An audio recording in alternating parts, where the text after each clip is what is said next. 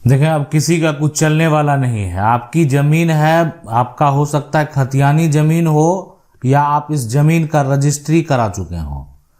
अब इस जमीन, ये जमीन का मालिक कोई और है, कागजात किसी और के पास है, लेकिन जमीन पर जो है दखल किसी और का है। और ये दखल जो है आज से नहीं है। यानी ये क्लेम, कहने का मतलब क्या, 12 साल से अधिक समय से है। तो कोई भी तभी क्लेम करेगा जब वो 12 साल से अधिक समय से कब्जे में रहेगा। यानी उसको एक अधिकार है, ओनरशिप का, राइट का। मतलब वो जो है आप पर ही दावा कर सकता है कि हम मालिक हैं, हम आज से नहीं रह रहे हैं, मेरा तो जन्म यूं ही हुआ और हम 12 साल के हो गए या हम 20 साल के हो गए। तो इसीलिए देखें, ये अधिकार जो है, तो ये अधिकार क्या कहता है। और अभी वर्तमान में यानी ये कब्जा कानून की अगर बात करें, ये सब कहीं नहीं है, ये सब खत्म हो चुका है। क्यों खत्म हो चुका है, कैसे खत्म हो चुका है, क्या है वर्तमान स्थिति, किस तरीके से प्रॉपर्टी जो है, जो अवैध तरीके से दखल किए हुए थे उसको छोड़ना पड़ रहा है।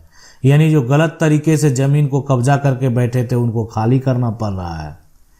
अब देखें कि यहाँ पर होता क्या है कि कोई भी, ये तो मान लेते हैं जमीन का टुकड़ा है, हो सकता है कोई मकान ही हो। अब कोई मकान क्या किया, कब्जा कर लिया, या एक तरह से उस पर बहुत लंबे समय से कोई व्यक्ति रह रहा है। अब आप गए, जो मकान का मालिक है बोला कि नहीं अब आप जाइए, हमको मकान में कंस्ट्रक्शन का काम करवाना। बोल रहे नहीं, ये तो नहीं जाएंगे, हम खाली नहीं करेंगे। अब है कि आज से नहीं रहा, लंबे समय से रह रहा है। अब मकान मालिक के पास जो है ना, कोई भी रेंट का एग्रीमेंट नहीं है कि वो प्रॉपर्टी उनको वो रेंट पे दिए हुए। देखें, अब नियम बनाए गए और नियम का पालन आप नहीं करेंगे तो मकान मालिक अगर वर्चस्व वाला होगा तो जबरन सारा सामान जो है उठाकर फेंक सकता है, लोग डर डर के निकल जाएंगे। सीधी सी बात है, ऐसा भी होता है, हो रहा है। लेकिन अब कहने का मतलब है, जो मकान में रह रहा है वो अगर ज़्यादा पावरफुल है तो वो खाली ही नहीं कर रहा है। अब वो क्या किया कि यहाँ पर पहले 12 साल से जो है, अब मकान मालिक कहाँ रहता है, कहीं और रहता है। अब बिजली का जो कनेक्शन है ना, यहाँ पर बिजली का लंबा समय से घर में रह रहा था, बिजली का जो कनेक्शन की बात करें वो भी रेंटर के नाम पर ही है, जो रेंट पे रह रहा है यानी उसी के नाम पर है। तो इसीलिए लंबा समय से उसी के नाम पर है। मालिक जो है आज 20 साल से बिजली का कनेक्शन उसी एड्रेस पर उसी व्यक्ति के नाम से है। और जो मकान का मालिक है वो एक बार भी किसी प्रकार का कोई भी एक तरह से आप कहें तो केस फाइल नहीं किया, FIR उस व्यक्ति के ऊपर दर्ज नहीं कराया। इसी को यहाँ पर बोलते हैं कि अनइंटरप्टेड जो है ये पोजीशन है। यानी उस व्यक्ति का जो पोजीशन है, जो उस घर में रह रहा है, जो उस मकान में रह रहा है, उसको किसी प्रकार का कोई बाधा उत्पन्न नहीं हुआ। और यहाँ पर अगर किसी प्रकार का कोई बाधा उत्पन्न नहीं हुआ तो पोजीशन मस्ट बी कंटिन्यूअस। यानी पोजीशन जो है वो लगातार है, पोजीशन जो है वो कंटिन्यूअस है। क्योंकि अब कोर्ट में मामला जाएगा तो बिजली का बिल तो है ही, लंबे समय से उस मकान पर बिजली का जो कनेक्शन है वो किसके नाम है, रेंटर जो है उसी के नाम पर है। ठीक है, जमीन, खाली जमीन और जो मकान है दोनों में अंतर यही होता है कि देखें, जो खाली जमीन है उसमें कब्जा हो सकता है 50 साल से हो, लेकिन ये साबित करना मुश्किल हो जाता है कि 50 साल से कब्जा। लेकिन जब बात होती है मकान का, तो मकान में अगर ऐसा हो गया, पानी का बिल हो गया, गैस कनेक्शन जो है उस एड्रेस पर किसी व्यक्ति का जो है एक तरह से 40 साल से है, लेकिन 40 साल से तो ऐसा नहीं हुआ होगा, लेकिन इसके अलावे या राशन का जो कार्ड है उसी एड्रेस पर उस व्यक्ति का लंबे समय से है। तो इसलिए यहाँ पर हो गया कि ये हो जाता है कि ये किसी प्रकार का कोई बाधा उत्पन्न नहीं हुआ। पोजीशन जो है वो कंटिन्यू है और पोजीशन जो है एक तरह से 12 साल से अधिक समय से है। अगर सरकारी ज़मीन की बात है 30 साल से अधिक समय जो है ये पोजीशन होना चाहिए। तो अब अगर ऐसा ये साबित हो गया कि आप लंबे समय से पोजीशन में हैं तो एक हो गया कि अब आप मालिकाना हक का दावा कर सकते हैं। अब देखें, ये कोर्ट के फैसले के ऊपर डिपेंड करता है कि आपके पक्ष में यानी कब्जा करने वाले के पक्ष में होगा फैसला या नहीं होगा। सुप्रीम कोर्ट का जो फैसला है ना, ये अमरिंदर प्रताप जो है और तेज बहादुर प्रजापति का, इसको हम डिटेल से भी बताएंगे आपको। लेकिन यहाँ पर क्या कहा गया कि अ पर्सन जो है through having no right to enter into position of the property, of यहाँ पर समवन एल्स, ठीक है।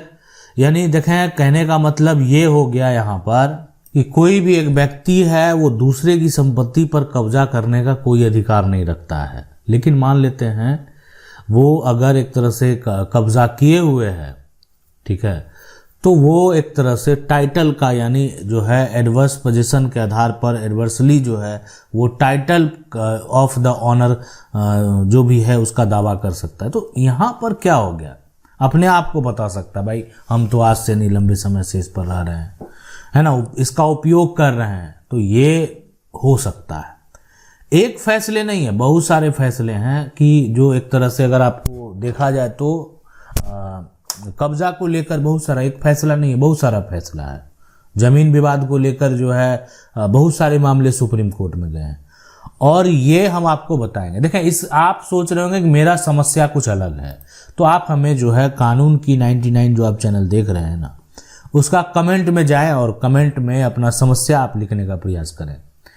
वीडियो को लाइक जरूर कर दें, अगर मान लेते हैं चैनल को पहली बार देख रहे हैं तो आप वीडियो को लाइक कर दें, और अगर कानून की 99 को पहली बार देख रहे हैं तो सब्सक्राइब कर लें और जो बेल आइकन है उसको दबा लें।